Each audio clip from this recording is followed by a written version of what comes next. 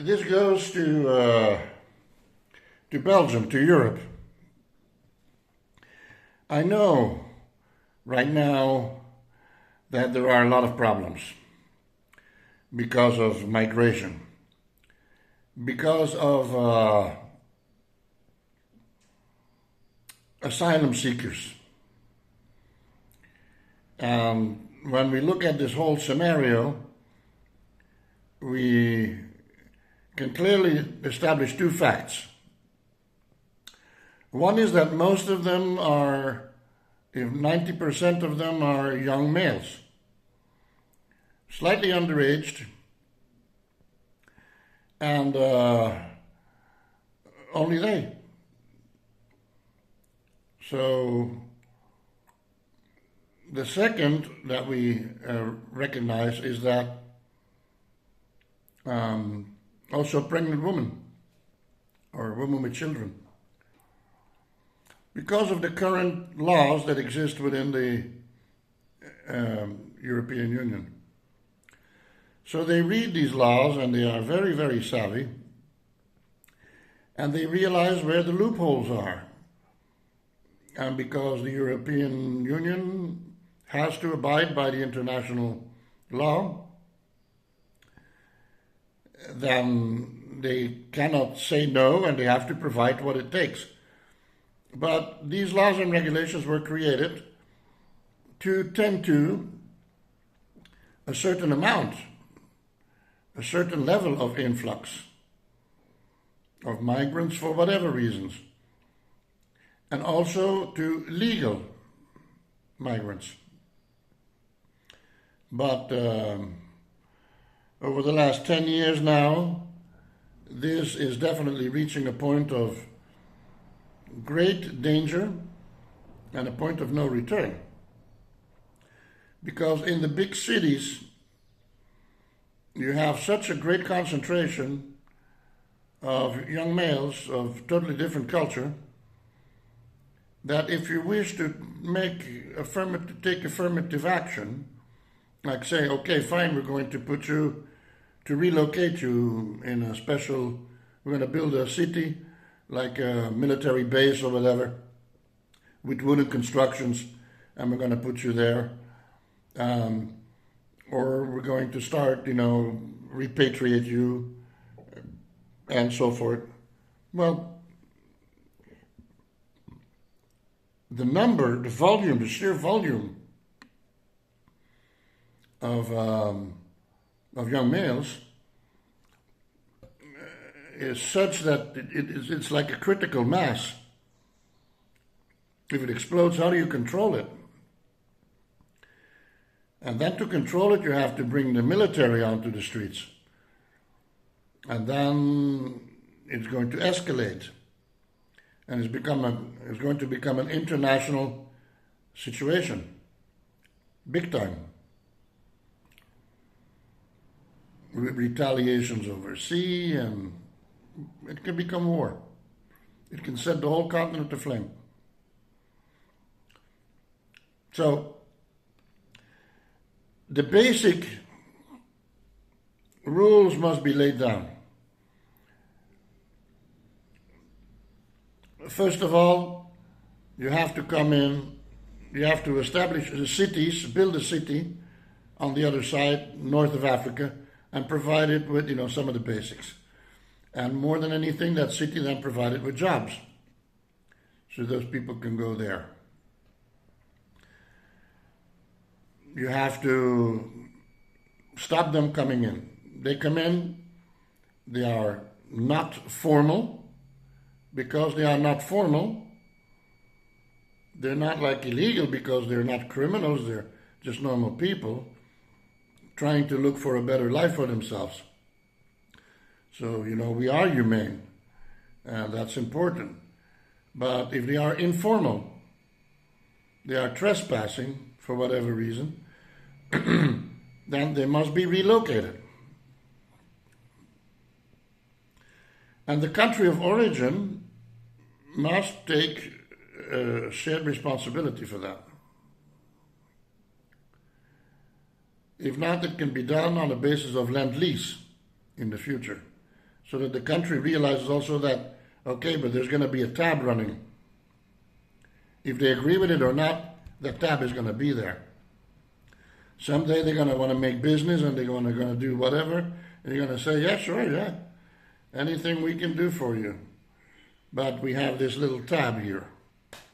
Maybe we should take that into consideration. So anyways, persons which are not legally and formally in the country as a immigrant, a formal immigrant with all their documents, they still, all the normal rules and regulations do not apply. And so you have to establish it like that. They said, listen, you arrive here, the first 6 months, nothing applies. We will put you into camps. Not into the towns, not into the cities, into camps, not in hotels, not with pocket money, not in a tent either, but, put you in camps. In the camps, you put up schools. You bring in teachers from their homeland who speak the language and who continue teaching them like they were at home. And you put up places where they can cook. What do they cook? Their normal food that they are used to. So they can, get those supplies and cook that kind of food. Same clothing, music, religion, within the camp. Nice, I'm saying, with dignity.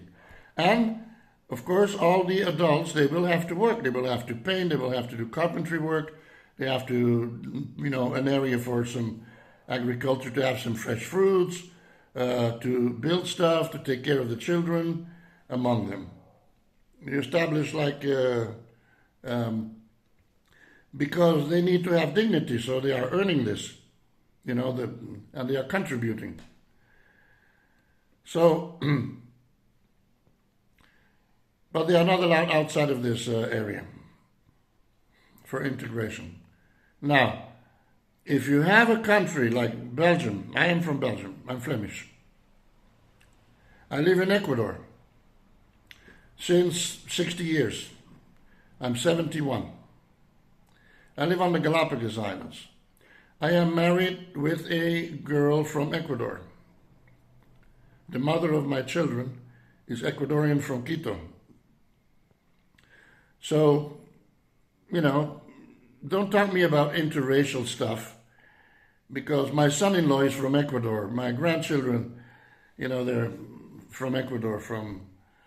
So, my father's buried in Guayaquil. My sisters live in the United States. So, anyway, I have my nephews and everything. So, I am very much aware of transgenerational realities and transcultural realities. And I mentioned transgenerational and transcultural because the process of adapting and to cross over into a different culture, which you must embrace, will take 4 generations. So there's no final, ultimate formality unless you have covered these 4 generations. No one can become a true citizen, a full citizen with all rights, irrevocable, so the 5th generation, be careful, not 4 full generations, which is about 25 years. Because if you have a couple from Morocco, for example, so culturally, genetically, ethnically, and so forth, they have their roots. Like, I live 60 years in Ecuador, but ik ben een Vlaming. En ik heb geprobeerd, maar ja, het gaat niet. Je blijft altijd wat je zijt. Je blijft altijd een Vlaming. Vlaanderen die leu. Ja, je blijft erbij. Het is een inborst. Ja. So, what I mean is that they will then form a couple which comes from Morocco. So they will have Moroccan children in the Moroccan neighborhood with the Moroccan culture. And then those children will have Moroccan children. So 4 generations down the line, you end up with Moroccan culture and ethnia in the country. However, after 4 generations, the exposure and so forth, then you may have racially a person who is Moroccan, African, or Latin American, or Chinese, or whatever. But this person will have integrated beautifully because this now is their land of the birth. They will still remember their ancestral lands, right? But their birth land, that's where their childhood and everything and so forth. And of course, here and there, you will have one of the young Moroccans who will fall in love with someone from China or someone from the US or a Flemish boy or a Flemish girl. And they will interbreed. And then you get mixtures. And so you get slowly on, but there is no way under the law that we can contemplate this. And if a woman comes to Europe and says, I'm pregnant, she gives birth, and now, well, that's a European because he was born here. No. That is not the way it works. And I know because I know. And you see, I can say that because I have nothing against that. To the contrary, I came here, I stayed here, came here with my parents. I was 15 years old. I came here, I stayed here, I married here, and I'm still here, and so forth. And it's beautiful country, beautiful people. But still, I feel like after 60 years, now I am beginning to catch on a little more. It's hard to understand the deep underlying reasons why people act, or why cultures, not people, why cultures act in a certain way. And these are root causes. These are core issues that go back 100 years or 200 years back into the past. That why people feel a certain way. And people act a certain way. This may make no sense to an outsider, or if you try to be objective, even that's culture itself, they try to be objective about it and they go like, yeah, it really doesn't make much sense in the context of modern days or current days. But there's something, there's a core, there's something there that, and that's why you have regional sentiments and stuff, the history and so forth, we all go way back. And it's really funny how that works, the roots. The Flemish, we come from the Norse. A little bit of the Celts, a little bit of the Norse. But the Celts and the Norse, they both are descended of the Myanmar, which is Southeast Europe.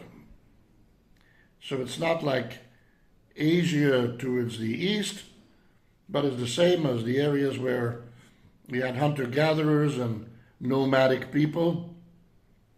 The first immigration, southern, central, western Europe, all the way to Spain, the Celts, and then you had, much later, a second immigration, more in the northern regions. And so we are descendants from the Norsemen. But the Norsemen, who actually eventually established in Normandy and in the south of Italy also, but the Norsemen, they used to go back along the Don River and so forth, back into that area, and they reached back to the Middle East because they were merchants and raiders. And eventually they figured out that it was just cheaper to be a raider. And so, but they would like to use two rivers and then cross over the land with their boats and everything and then continue to navigate. And they got a lot of their culture and a lot of their, and a lot of mixture again. And they established over there too. And they formed armies, fascinating history. But basically it's interesting. I mean, the whole European makeup of Celts and the Germanic people and the Norse and so forth, Anglo-Saxons, the whole rigmarole. It all starts coming out of the crescent in those areas of Indo-Europe. We are all originally Indo-Europeans. And the fun thing is that the Norse, that eventually they get Ukraine and everything, and so they move into Ukraine. They found the city of Kiev, and they established the first tribes that established there were the Rus. So the Russians are actually long distant descendants, at least in that area, of the Norsemen, of Denmark and Norway and Germany and everything. But all those came from the region of Indo-European region. So all these people in Europe, that's not the Mediterranean people, but all the people that you have in Europe, which is Austria and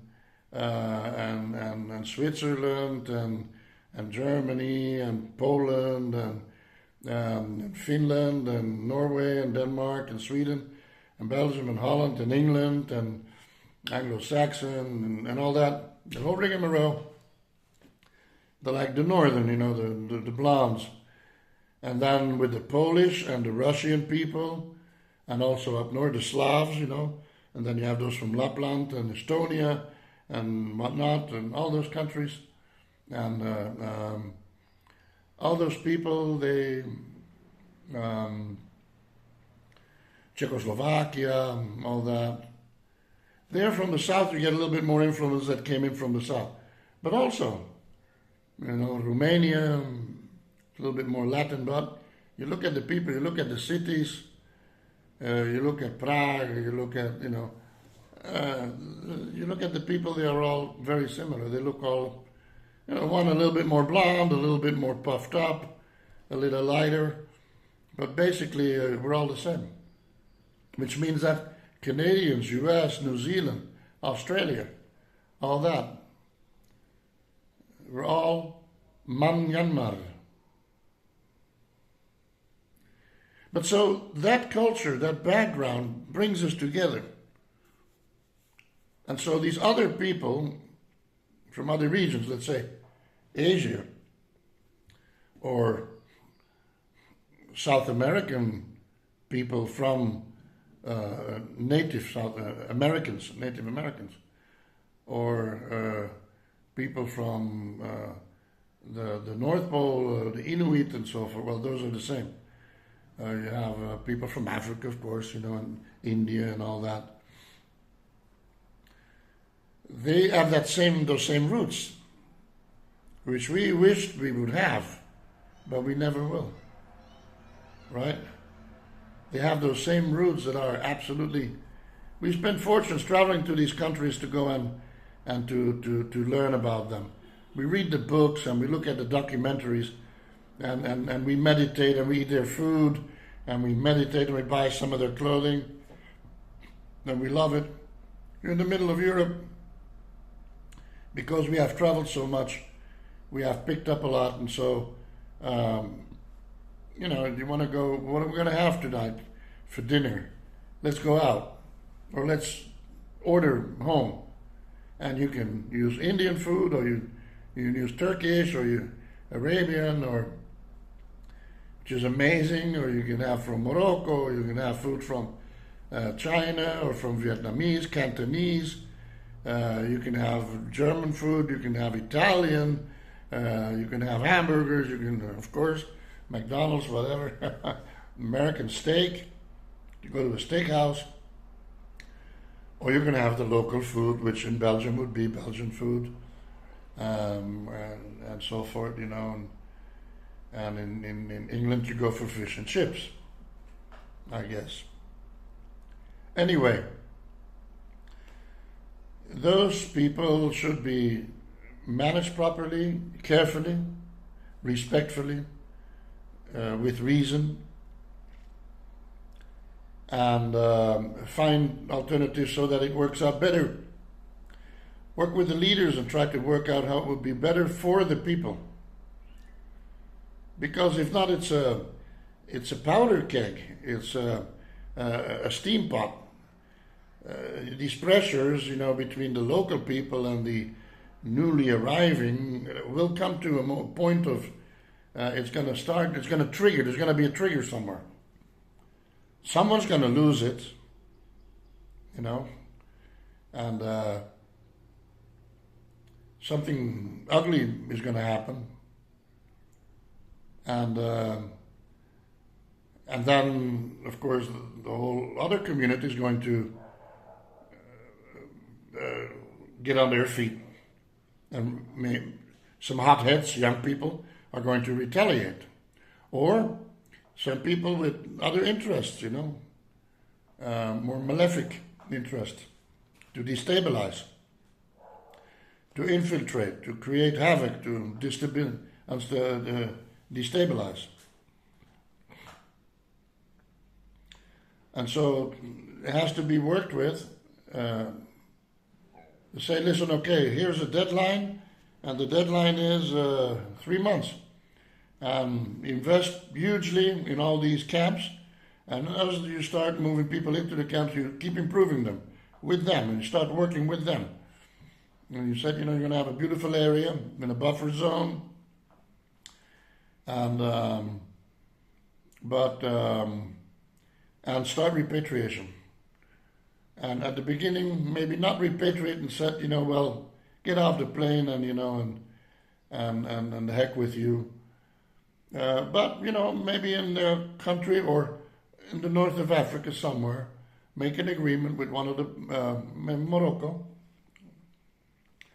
and build a temporary city. Because the climate there is not as much of an issue, you know, the winter months and everything. So you can build camps, which will be used then the same way, and with trees and parks and entertainment and everything, you know, like little cities, you know, small cities. And then eventually when those camps, then you have from there relocation where people have jobs, they want to go back and with their family, or over the phone, they got an opportunity, they're happy with that. In the camp they had good food, they were treated with dignity and everything. That should be, of course, very important, very important. And so then eventually these camps, you know, with time maybe they're not necessary anymore. Each camp can be subdivided in neighborhoods, so you can have 12 neighborhoods interconnected like a star shape somewhere. And then eventually they can be turned over to the local communities, which can own the houses and live there and make a little town of their own. Because there it is, right? And the government can just donate the houses to, after it's been used for 5 years or whatever, donate the houses to local people that need a house. You know, just wooden. The military very often have those wooden barracks, or the prefabricated and so forth. And you can get them a little bit from different countries if there's, you know, the requirements are too high, and it can be worked out. I mean, it can be worked out. If we can work out a military campaign with 500,000 boots on the ground, we can definitely work out something like that. And it must be nicely done and dignified. But for example, Belgium has 2 points, and I've already made one one video about this. Belgium has 2.7 million immigrants. I mean, people from other ethnicity and different statuses. Some are refugees, some are immigrants, etc. And we only have 11 million inhabitants, of which 50% are in the south speak French. And the other ones are Flemish. So the Flemish community, yeah, which we are, let's say we are 5 million people. And now we have 1.5 million Latin Americans, and well, there's some from Greek and Italy and Spain and so forth. But those are small numbers. So those quotas can be assimilated, that's fine. That's not a problem. But you have like the Arabian, the Middle East and North Africa,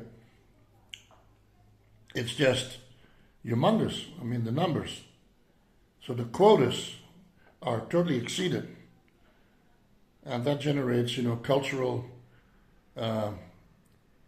displacement, character displacement, we call that in evolution. You have character release, character displacement. So basically, yes, it is a threat. It's not a threat. It's a direct impact, because nobody's threatening nobody. But there's a direct negative impact on that local community. It's not like Germany, they have 80 million people, 90 million people. We only have 5. And so we deal. So we're talking about 25%, 30% of our population is not people from that region. That's not sustainable. We talk about ecosystems, right? Ecosystems must be sustainable. And human society must be in accordance to an ecosystem. We must make sure that nature, the rights of nature, are looked after. So we must function in harmony with the ecosystem so it's sustainable. Our activities, our presence, sustainable. But human society is an ecosystem. And within the global ecosystem, the Flemish people, for example, they are a small group. They are in danger of disappearing as a culture, in great danger.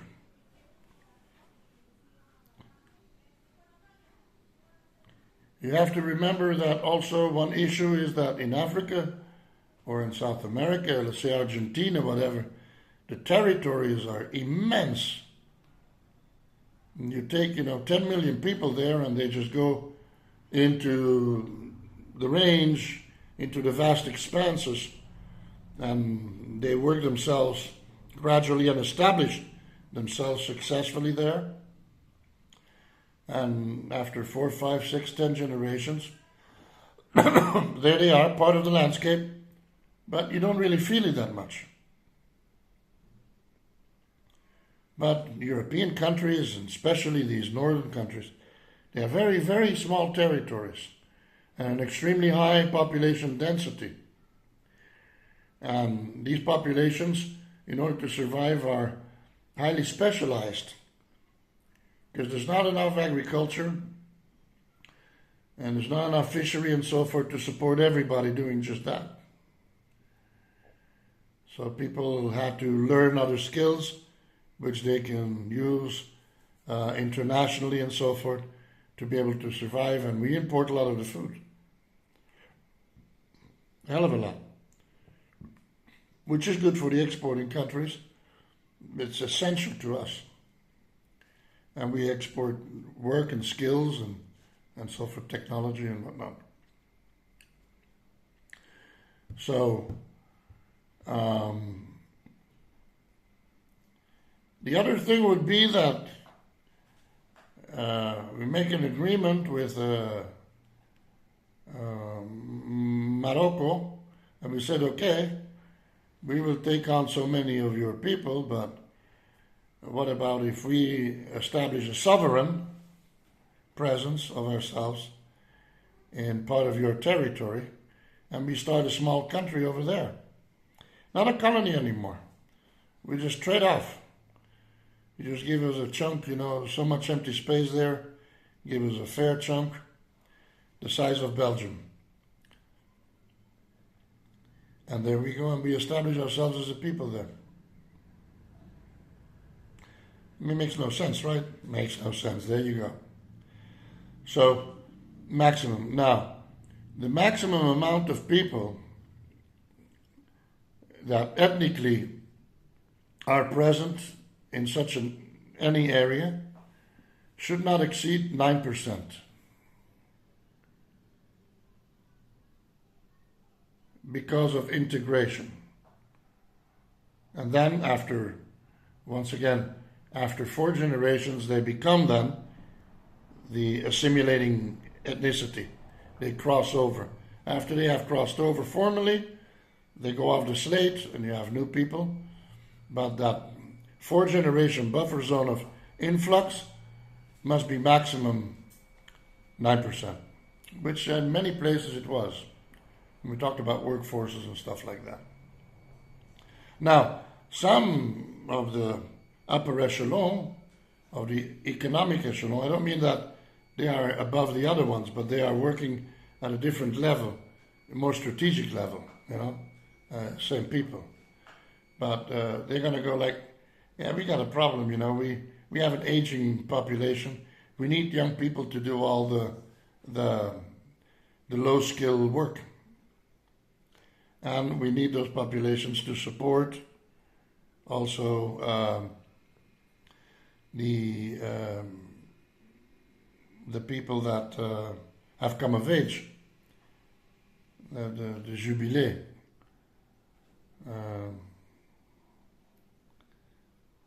the retired people, retirement funds. There are not enough children to carry that load. Before we had 6 children, average for each 2 parents, so that they could split that up, carry that weight in taxes. Now it's like 1 child and 2 parents, and they can't carry that load. And the industries and so forth, they need workforce. Okay, well, yeah, we have made a mistake. That whole thing about, man, woman, and everybody works, fine, beautiful, and we only have 1 kid, and we don't believe in God anymore, and we've decided to break down completely something that took us thousands of years to figure out and to become better at, and we figured that, some intellectuals went like, yeah, that makes no sense. Now the people in charge must be the young people, and the old people, they must,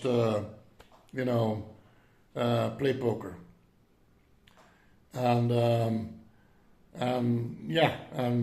man and woman, they shouldn't get married anymore, and each one should live apart, and the women's rights and so forth, and the man don't want to get headache anymore. Nobody goes to church, the Pope doesn't know anything about anything. He's just a good old man. And we've just done away with all that. It's wrong. A lot of what, we've worked for and what we fought for during our generations was okay. The basic principles was okay. But the fundamental aspects we should have never done away with. So yeah, however that works out, and that's up to each couple, but I would do away with divorce. I would make divorce. Now we realize that 80% of the people, of the marriages that split, with some counseling and some common sense, they could have worked it through. But because it's so easy to just go like, you know what, I don't even want to get married anymore. What for? And each has his own. Now the man don't want to get married and they don't want to split. What I own, what you own. And, we go 50-50 on everything. And I spent my money, you spent yours, and your car is yours. And I live in my apartment, you live in yours, and we meet once in a while if we want to, and we can be free. Beautiful, wonderful. I just try to figure out where I would be able to find a little allotment for the word love. Because love, all-embracing love, that's that love that went through fire, that went through the smelt, and that came out on the other side changed, for sure. There's an alloy, different, but there. Love, universal love, all-embracing love. That love that can bear it all. So we must have universal values. We must have a creed. There's so much to learn. People go like, yeah, but there's God with his white beard sitting in a cloud, rice popping so, alle coma. Our churches are turning into libraries, and we're proud about it. Yeah, all that traditional stuff, But the more you study, you read Mikio Kaku and you read, and the more that you study and you investigate everything which has to do with epigenetics now and so forth, the different aspects of evolution, the more that you start studying about quantum physics and so forth, for the layman, but you get into it a couple of years. Like anything, the scriptures take a couple of years to understand what they are actually saying. The same here. It's just not going to come to you. All important things take their time and effort, but they're worth it. If something's worth it, it's not going to be just, oh, well, there it is. Oh, thank you. I'm going to put it on my hat. No. You got to work at it. But to understand the reason and the meaning of life and how the universe and the cosmos works, and what is the nature of God and so forth within that. The more that you get into this, the more you start to understand this. And it becomes interesting, this kind of fusion, philosophical fusion between those two. Because both are science is a creed. You have to believe in science. Because it starts off with a hypothesis. I can talk about that for ages, and I will. If, God willing, and if there's one or two persons interested. But I think I should go to Belgium. I should spend some time over there. They should take me to Belgium and spend time over there and work on this as a public speaker, as a public figure. And because I think I have a great level of credibility. But this would be up to, organization, I don't know, political party, Vlaams Belang, or there are other ones, or the governments, or organizations. And because I think that I can talk to the people in general, and because I am part of this, it doesn't only have credibility, but also what I'm saying comes from the heart and in a good-natured way. It's authentic, it's genuine. So it's not like there's no resentment or fear or hate discourse or anything. Quite to the contrary. It's all the opposite. But the solutions are there. Now, something that we all must understand, and I'm saying that because these people go like, yeah, but why this discrimination against ethnic minorities? Excuse me, I came to Ecuador, and I didn't know the language, but eventually there were certain things that you would say. For example, I would say, which happened on a few occasions, petty thievery. I said, I had a cassette player. I said, my cassette player got stolen. Or I had a wristwatch. I said, my wristwatch got stolen. And the captain of the ship, and he went like, no, no, no, no, no, no, no, no, no. I said, what do you mean, no, no, no? I'm sure it got stolen because it was there, now it's not there. Someone took it. He said, no, no, no, it got lost, he said. When you have confirmation that a person has confessed and you capture the person and it's for real, then it got stolen. Then you can say it got stolen. But you can never, ever, ever say, because when you say it got stolen means that you're accusing everybody. I said, no, I'm not accusing anyone. I'm just saying it was stolen. No, no, no, no, no, no, no, you cannot say that. We don't understand it like that. I said, well, but in Belgium, that's what we said. That's in Belgium. You want to say what you want to say like a Belgian, then go to Belgium, say it over there. But you are here in Ecuador, and you have to respect and say the things the way they are said here. What you have said is extremely offensive. I said, I'm so sorry. I mean, I apologize. It was not my meaning. And these are friends. These are people that I was, extremely close to. I said, no, no, no. What you sounds like, everybody in Ecuador is a thief. I go like, well, I never meant to say it. Well, then don't say it. After a while, they went like, hey, I understand. I mean, okay, you learn it. But I was explaining it to you, and then you went like, no, no, no, no, no. This is not the way it is. So we will find out what happened and how it got lost. And then, things happened and it didn't show up. So certain things got lost, were lost. And a few things were stolen, eventually found out. And so what I mean is that each culture is so intrinsic and so different. So you have to understand that, all these subtleties.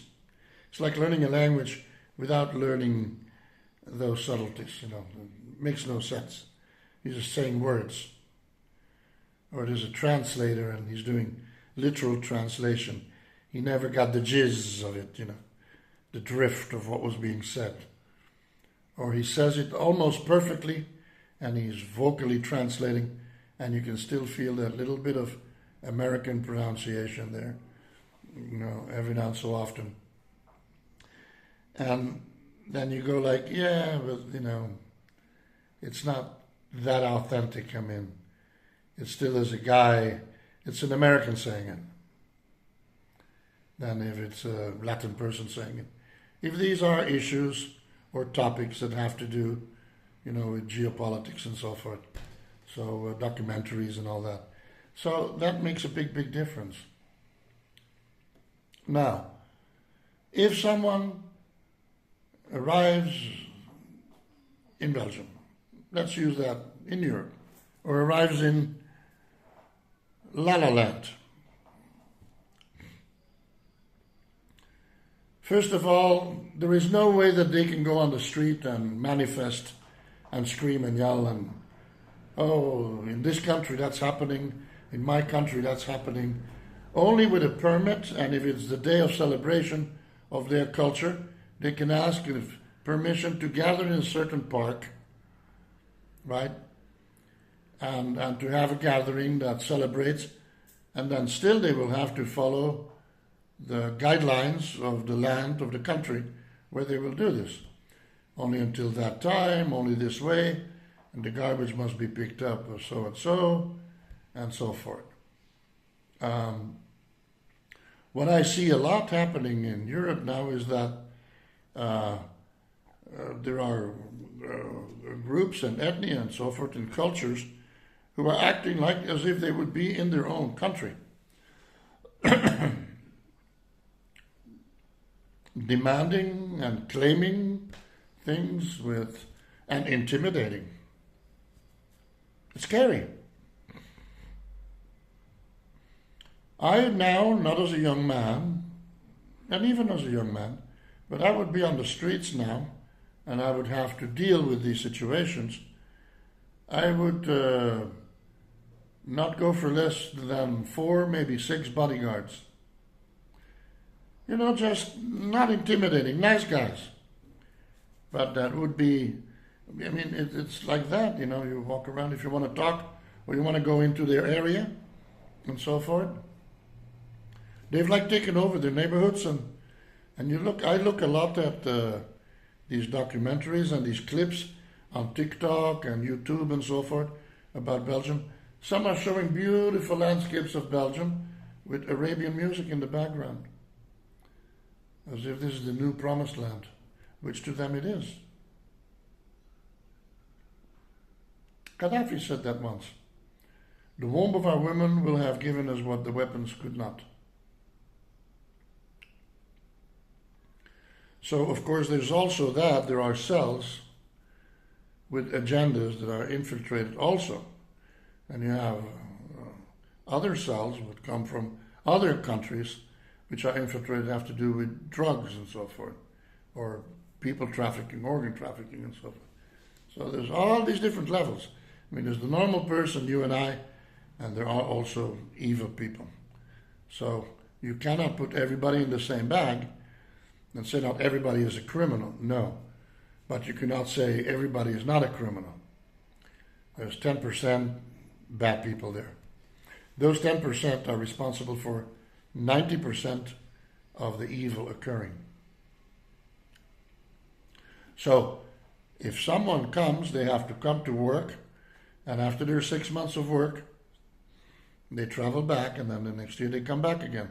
They have proven themselves to be, they have a good record, knowledgeable, whatnot.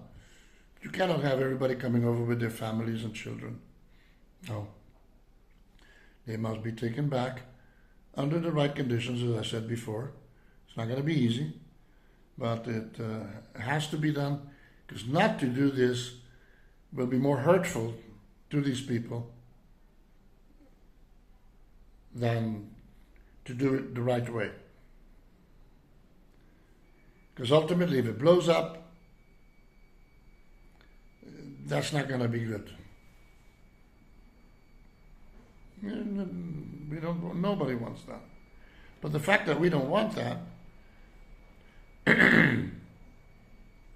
means that there is this openness and there's this awareness that is taken advantage of. And so our women must have children again, and marriages must stay together. And there must be, if divorce comes upon the horizon, instead of having 80% divorce, 73% divorce. 73%. 84% is started by the woman. She goes like, yeah, this guy, like, I don't need your shit, this is it, get out. We're divorcing. That's it. And so that's it, 2 weeks later, that's it, the paper's signed, and he's got to go. So, men lose their children. They rip their heart out. So now men want no children, want to get married. So that's got to change. It's got to change from 70% now, of the marriages divorce, and 30 stay together. That's got to change. 70 have to stay together, and 30% have. So we have to choose, we have to do an analysis, and what are the reasons for the divorces, and it's got to be really, serious situations, not because they were, like a woman comes and says, yeah, he beats me, or he's bad to me.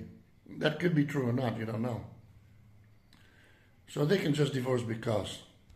But you have to be careful that the divorce is well grounded on real facts.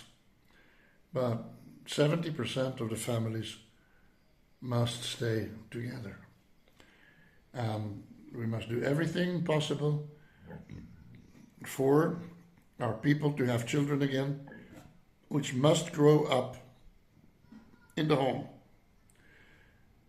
You have a child together, you got to get married.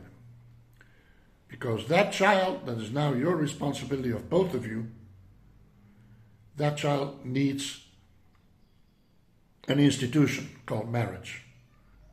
So you are living together, and you will have to learn how to live together, just like being on a job or being in the military or being in school or whatever. You have to have a code and a protocol how to live together in harmony and to produce this harmonious environment for this child to grow up. And family should have minimum 2 children, minimum. Everything should be done for families to have 3. And because we have a backlogging, we should favor families with up to 4 or 5 children, ethnic families. In one generation, we need to bounce back.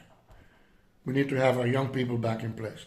And our young people, they will be plumbers and they will be carpenters and they will, work the streets and the cobblestones and the fields and so forth. And maybe they will not be rich and so forth. Okay, they will not be rich. But to live is already wealth. And to be young and healthy and have a family and love is wealth. And to live in a place like Europe or Belgium with beautiful nature and so forth, that's rich. That's wealth. Even if you don't have much, it's wealth. Because you have a good social structure looking after each other. Not a bad place to be. So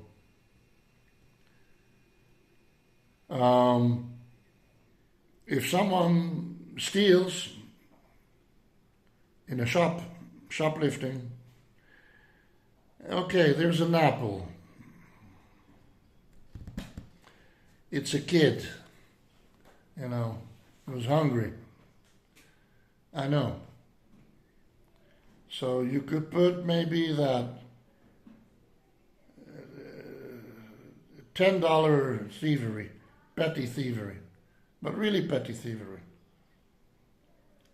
I wouldn't go down that line. You're a foreign. I live here 60 years. If I steal, they're going to put me in jail. And after I come out of jail, they're going to tell me to go back to my country. They don't want me here. Any country should do that. If you're an immigrant, you're a thief, or you beat someone, or you do something wrong, you have to leave. And maybe it could be for 5 years to see what happens. You're a hothead. And why? Because it's not because there is a discrimination against you. Let's say you have a very strong temperament and someone said something and you beat him up and now you have to leave the country. And that upsets you, pisses you off. So it's not fair. I also am just a human. I'm sorry, okay? You can go like, okay. But if you're a hothead, next time you're going to have that same attitude. And next time you're going to have that same attitude. And you're going to be running into local hotheads who are going to react. Or the local people have to put up with you. Why should they? You're in their home. Or some local hotheads are going to respond. And it's going to escalate. It's going to create more strain. So if you are in another country,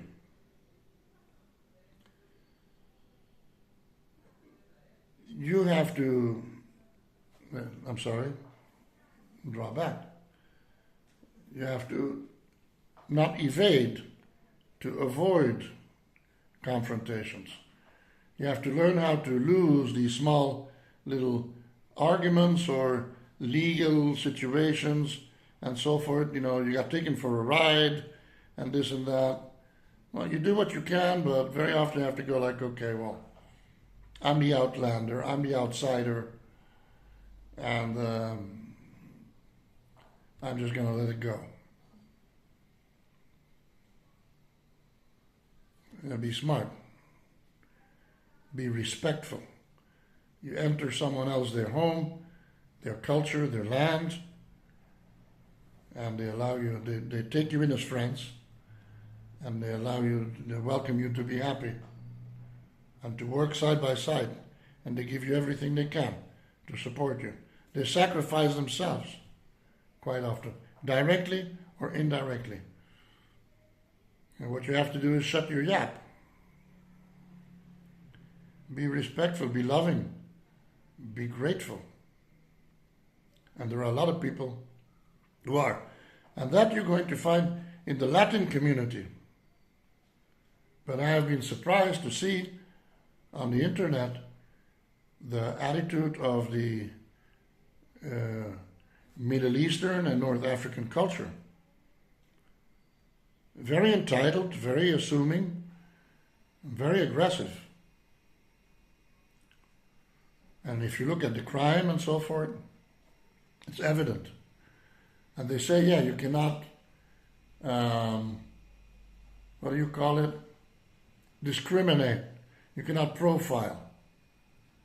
Excuse me, 68% of this kind of assault is done by black young males. So I cannot profile that? No. 68% of that is done by black males. So part of their culture is opportunistic. It's tribal. In their environment where they come from, that's normal. That's the way the city works. You know, someone is a little distracted and they can get away with it, and they will just grab something and run away and take it. Everybody does it. They're savvy, sluw in Flams. But that's their culture. It depends. In one country you can have one city where that's not, and another city where it is. Coastal cities tend to be much more,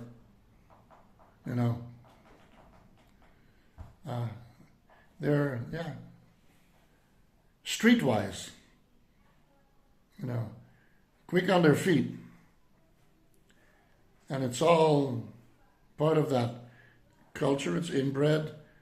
It's even like, they got away with it. It's a little adrenaline. I got one up on you. It's like in the football, you will have some people playing football by the rules, right?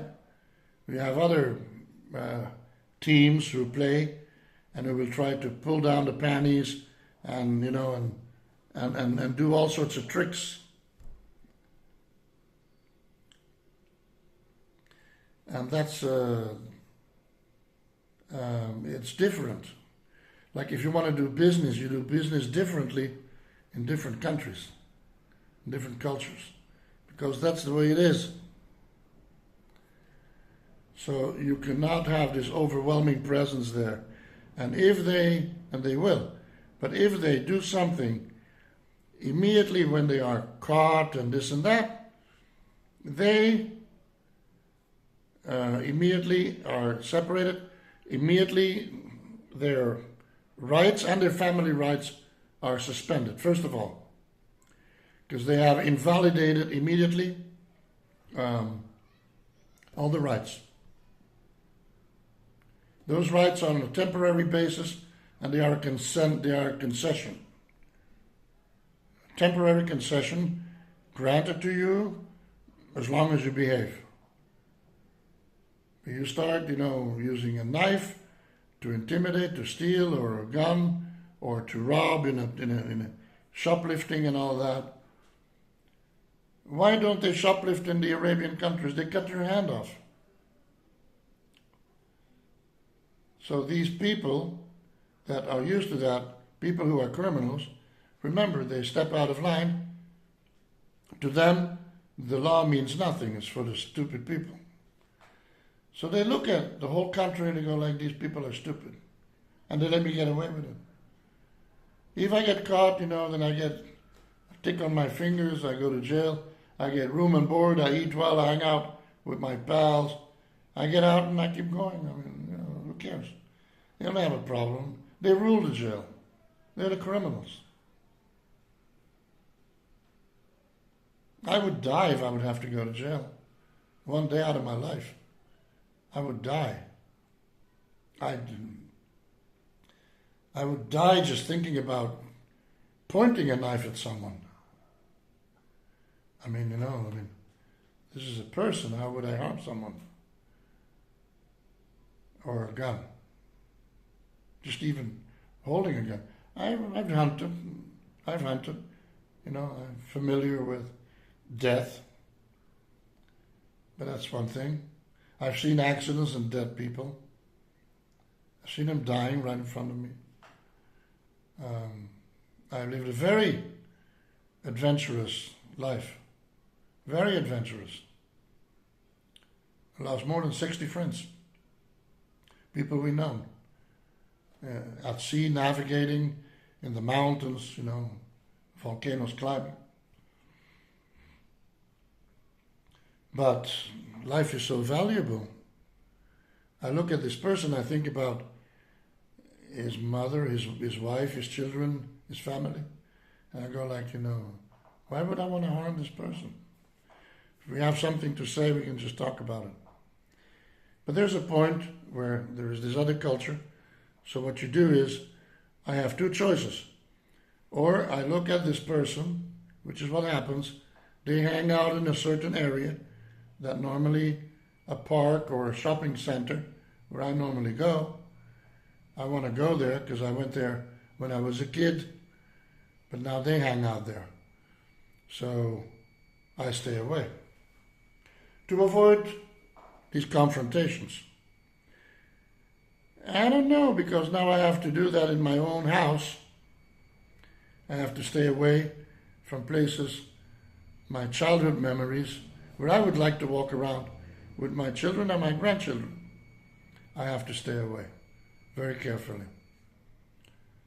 And when these other people walk around with knives and guns, I cannot pull out a gun and shoot them. If not, I would. I've done hunting. There's nothing to it. You just take and you point, you pull a trigger. And you pull one, you go boom, boom, boom. You give 4 shots in a row, and you keep 2 just in case. There's nothing to it. If you have an 8 bullet gun, 9mm, it's enough.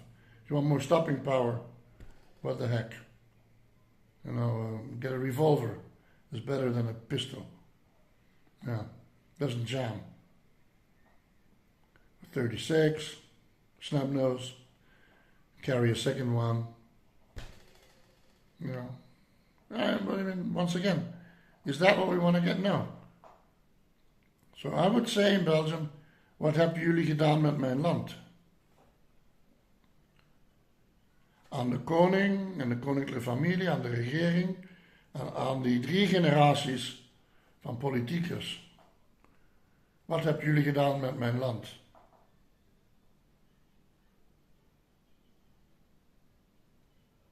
Oké. Fout gemaakt. Het heeft niet gegaan. Het was de Europese Unie. It was the European Union. It was that whole thing. Okay, fine. So, the same question stands for them. Was haben sie gemacht mit unserem Kontinent? Mit Europa?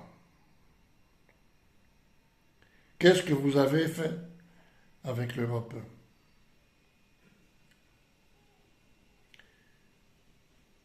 Qu'est-ce que vous avez encore bricolé?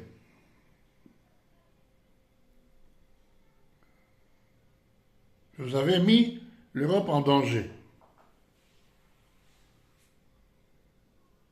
The English Prime Minister and the King and whatnot, same thing for you guys. You're part of that. You got out and you'd wish to be back in. What the heck? England's always part of Europe. It's one of the problems with the English, because they're on an island, they think they're not part of Europe when it's convenient. There's always been stuck in Europe. So what have you done to Europe? What have you allowed to happen the last 30, 20 years? So fix it. Yeah. And if you have a family, for example, there's one video I saw, this woman, and she's Islam, the clothing, and they were showing the documentary, only her, and she had left Spain where she lived for the longest time with her husband and 6 children, because it was becoming very expensive to live in Spain, the rent and all that, and the income was not as big. But she had heard that in the northern part of Belgium, in Flanders, economical conditions were so much better. So she traveled to Flanders, and she said she was giving testimony to others so that they would follow. You're saying, we came here, the first thing they did is they took care of the children. To make sure that the children are okay, that they have food, that they have school, that they have health. You know, those are, and in a wonderful way. And to teach them how to learn and integrate and so forth. You know, and they're learning quickly. And for me too. You said, my husband, not as much. We've had a hard time finding a place to rent and to find work. But, you know, after a certain amount of time, we're getting there. They moved out from the bigger cities to one of the smaller cities. They were already moving into Ghent, because Ghent was nice. There were no other Muslim there. And during the interview, it was only her and then sometimes with one child that you could see her. And she was speaking in Spanish with a Spanish accent, with the tongue, you know, when they speak like this. Hablamos del español de España, pues. And she was very well versed in the language. Must have lived there for the longest time. And then at one point the camera, she was in a little park, and the camera had turned slightly, and her husband was busy with the kids in the background with the other children. And he was African, black. So she is making advertisement online for other African Muslim people to come to Europe, and now to come from Spain, to come to Belgium, but not in Wallonia, where the economy is more depressed, but into Vlaanderen and into some of the northern cities, which are less saturated, and there's more opportunities for rent and this and that.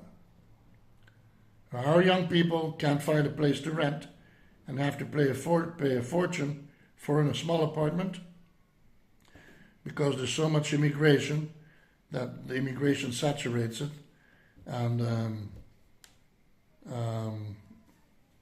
it jacks up the cost of living for everybody else. So now the government is taking care of 6 children with everything that involves, and looking after 8 people who come from North Africa, while we only have 1 child. So this family, okay, fine. But this is obviously economic refugee. They're not refugees.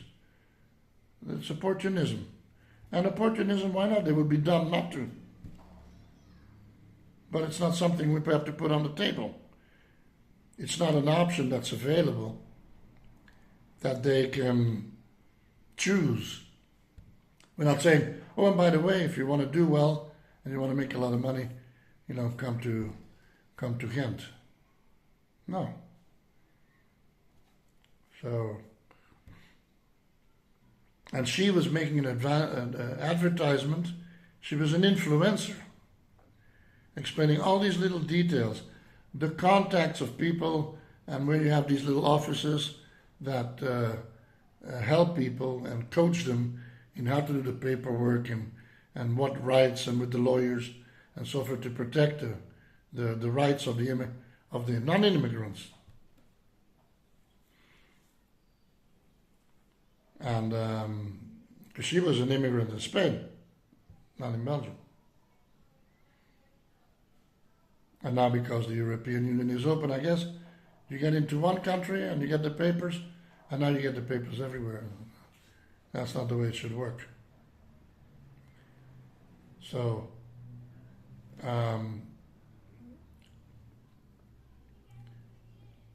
based on the ruling principles of sustainability, environmental, cultural, ethnical, and social sustainability, we have to declare that whole experiment has failed and to change. Like if she comes in, okay, you can get support, child support for one child. Or if the average national average is 1.2 and you're an immigrant from somewhere else, it could be from Germany, it doesn't matter. You will get child support for 1.2. The average. The rest of it you will have to pay. If it's only 2, you'll have to pay more. If you have 3 or 4, a little bit less, but you have to pay. And you're an immigrant and you will have to work, the two of you together, some extra hours. Besides what you work, you will have to work a certain amount of hours for the government at your job, but that money will be paid to the government. So the government has that little bit of money that they can keep aside for you in case of deportation or in case of necessary to assist you with one another, like a savings account and as a compensation account for other people, to assist other people, to create this fund, this management fund, So you have to pay into that, like insurance. So you're going to pay for your insurance and all that you pay normally. But as an immigrant, you will pay, so every day you will have to pay 1, and your husband 2 hours, and if you're alone, 2 hours extra. You have to work 2 hours extra. And that money has to go 5 days a week. Or 4 days a week, whatever. There's a certain amount of hours. If you don't have a job, then you have to do community work. And then community work is paid out to that fund. So we have an additional fund, to manage the situation of informal population. So you're not illegals, you're not aliens, because it sounds derogatory, disrespectful. You are informal. You are informal community member. Informal community member. ICM. That's I just made it up. Why not? You're an ICM. You're classified as an ICM. Informal community member. You're not part of the community. Informal.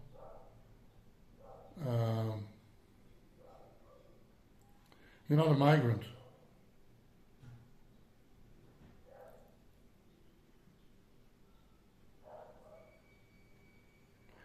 Informal arrival.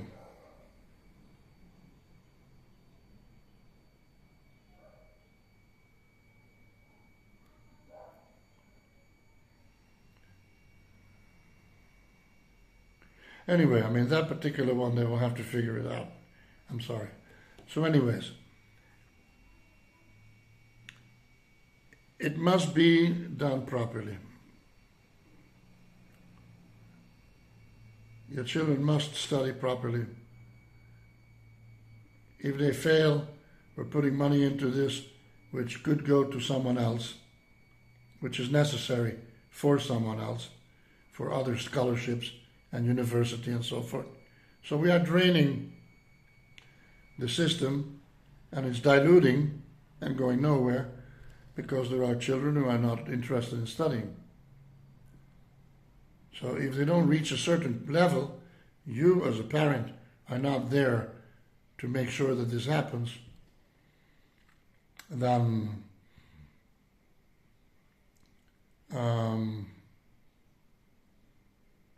you will have to pay for extra classes. Reinforcement. The reinforcement will have to be paid for.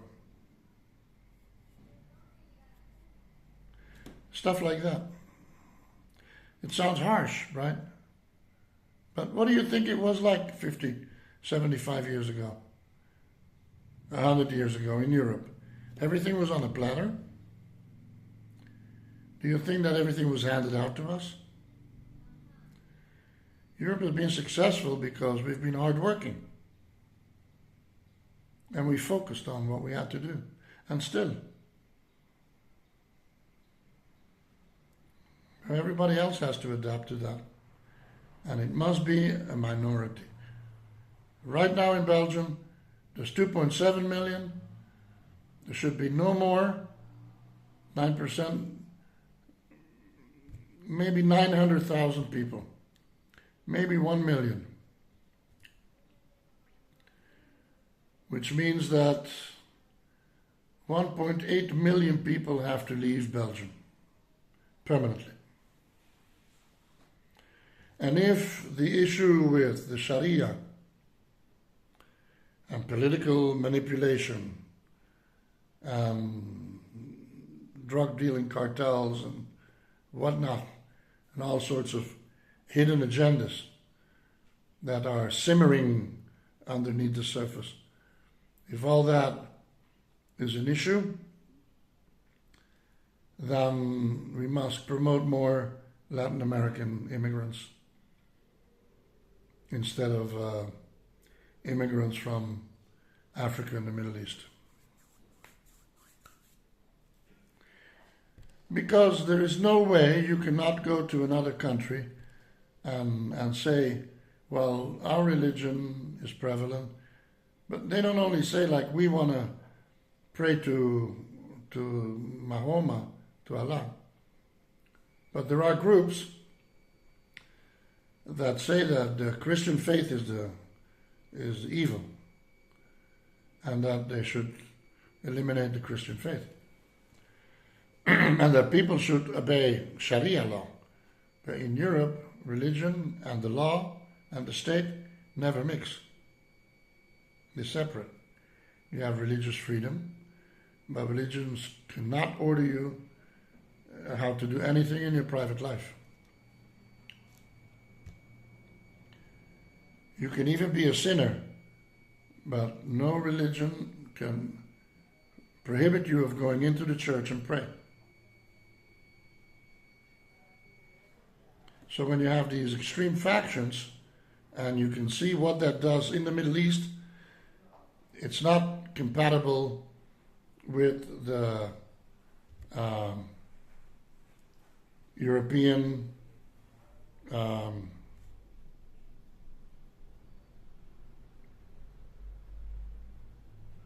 with the European belief.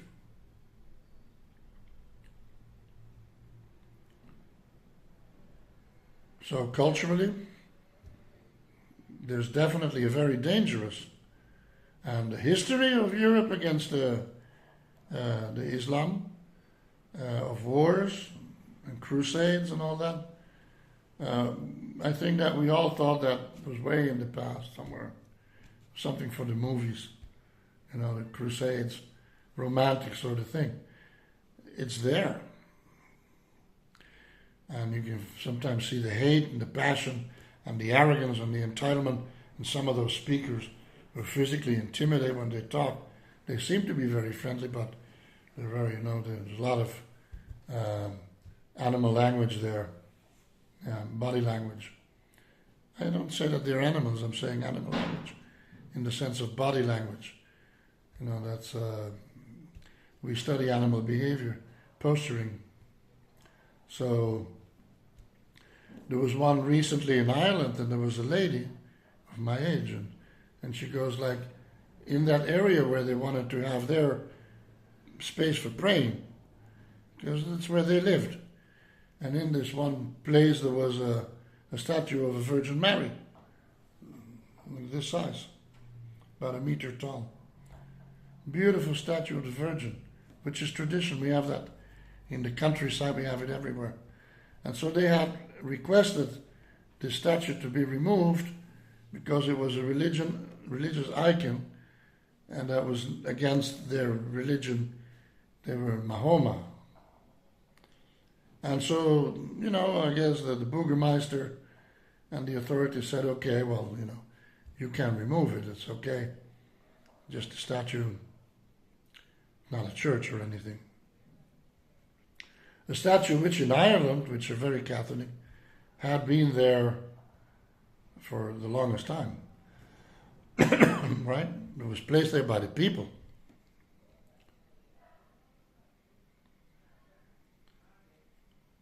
And at that moment, this big guy with his beard, and his white little hat on, and his white robes. And as they detached the statue, it had already broken a little bit. And then he took it and he smashed it on the ground and he went like, and he turned around and the Irish people standing around looking at this, like, that was such an act of aggression, such an act of arrogance against the core beliefs, that's the word, the core beliefs of the people of the land. And they just couldn't believe it. This other lady, she had tears, watery eyes. I had. In my childhood, the tradition, my grandparents, my great-grandparents, the Virgin Mary, something we hold dear. It's part of who we are. Even if it's only there as a tradition. We would never allow in the countryside, you have these little country roads, and every now and so often you have a little bench under a tree, and there's a little statue of the Virgin Mary. And some people put some flowers there, or walk by, and just, it's a part of our culture, our core values. So you get the Islam coming into Europe, and they are shaking the core values of the European people. But they are doing it in an extremely arrogant way. They're saying this is the way it's going to be. You better get used to this. There's a new sheriff in town.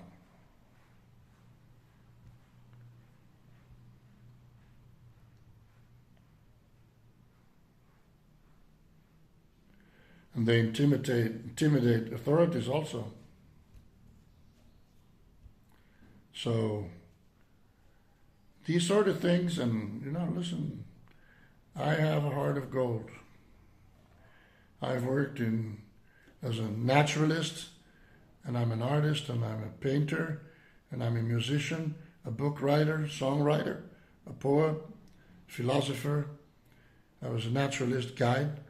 I worked with people from all over the world, from everywhere. I've learned how to read and get along with people from all these different cultures. I've had, groups and had amazing experiences in nature. One world under God. One same God. Allah, Torah, Jesus Christ.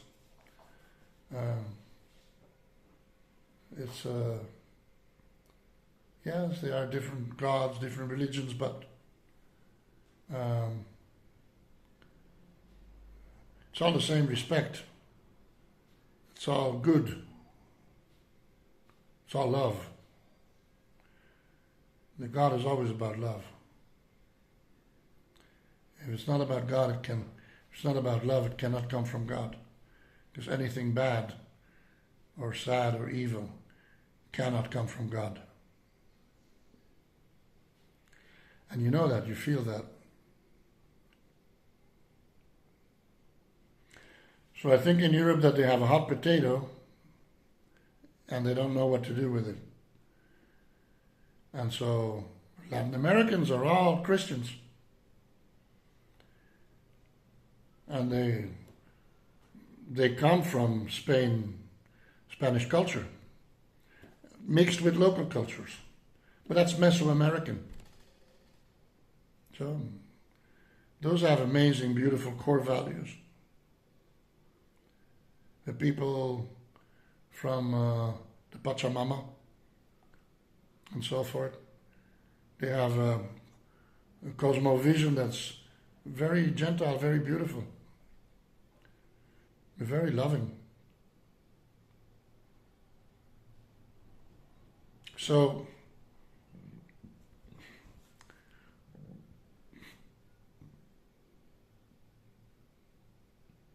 you guys have to work this out,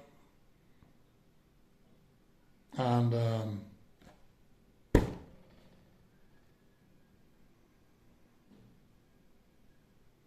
you want leadership that can put everything on the balance, bring everything into the equation, you see, a holistic approach, and that has that credibility, I am more than willing to lead this, not to be the boss, but the spokesperson. And the spokesperson for the leaders, I mean, this is something that we as a people are deciding and have to decide. And the voice of the people commanding the politicians and the leaders of all these countries to do what they have to do and to obey by what we the people are saying, because it's not a matter of what do you think, maybe we can work it out, and this no, this has to be fixed. It has to be done in the best way possible, and I think that if we can have a number of people capable participating in this, fine. But in this case, I represent my country, my people, and I represent the people from Europe. All of them, hundreds of millions, that we all agree on this. This is not going to last. This must be solved, it must be done properly. And but it must be done nicely. And it must be done building upwards, not confrontations, but saying, okay, fine, pay attention, but pay attention, let's make this happen now. And then work with the target groups and see, what their leaders say and how to come to an agreement and de-escalate this whole situation and stop them. Put a cork on it.